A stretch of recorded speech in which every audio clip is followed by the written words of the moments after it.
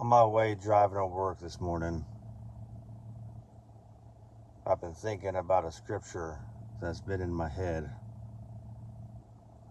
for the past few days, and I want to share it with you, which is James 4:14. What is your life? It is even a vapor that appears for a little time and then vanishes away. You see, Jesus only lived for 33 years. And I want you to let that sink in for a moment. Not a lifetime by our standards, not long enough to build an empire, not enough time for a career, a 401k, or a house in the suburbs. But it was enough to save the world. He lived poor, he lived rejected, he lived holy, and he lived dangerously. He flipped tables, he broke religious systems, he called out the proud. He sat with whores, the addicts, the thieves, and the damned. Not to condone their sin, but to call them home. And when the time came, he didn't run, he didn't hide.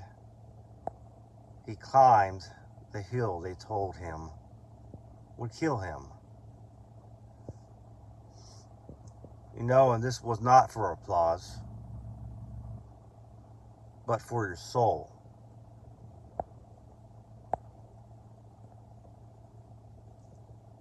And here you sit, scrolling, breathing, heart still ticking, lungs still filled with grace you didn't earn. And the question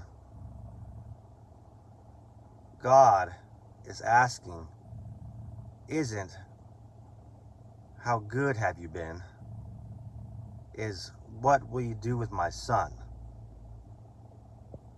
Because he only lived 33 years. And you already wasted how many?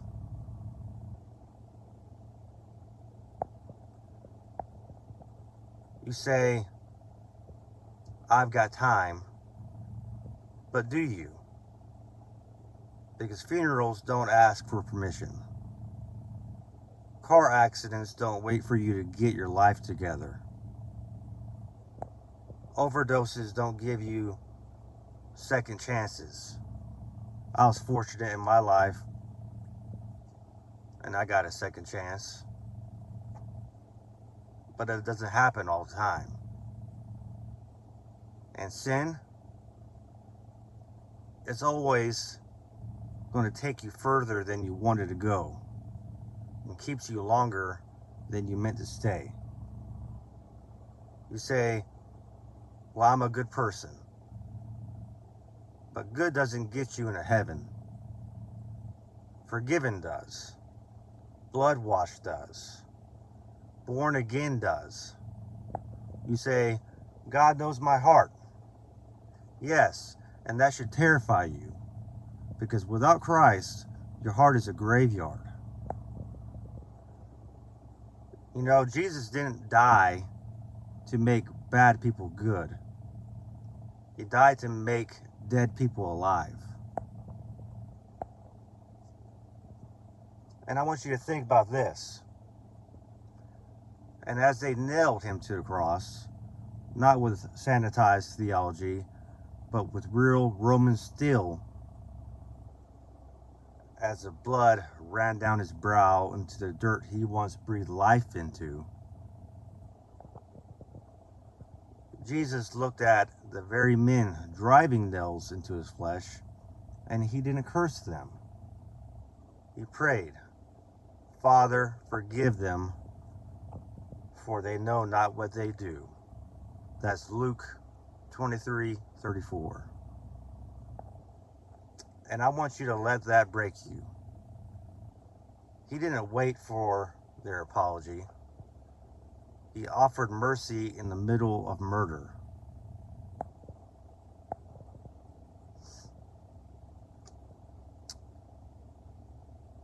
And then came something even more haunting. As the weight of sin, the full wrath of hell, fell upon his shoulders, Jesus cried out in the tongue of his people,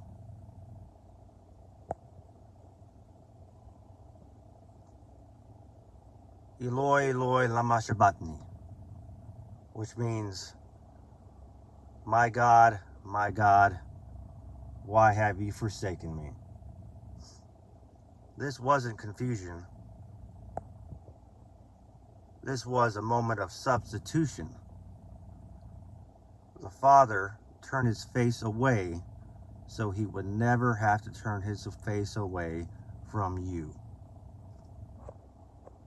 Your abandonment was placed on him, your shame, your sin, your hell, and then when the debt of his sin had been crushed beneath his blood, he lifted his voice one last time and roared, "It is finished."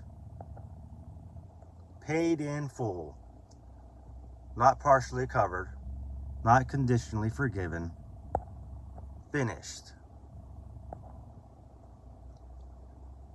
So I ask you again, what are you doing with your years? He only lived 33, and he used every moment to make a way for you.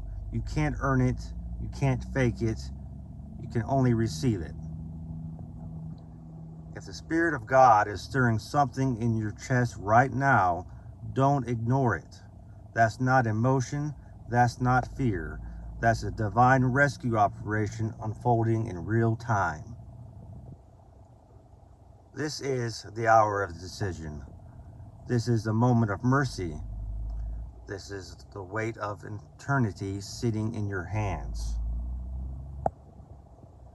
Jesus became sin for you, so you could become the righteousness of God. He was forsaken, so you could be forgiven. Again, he only lived 33 years, but that was enough to save you.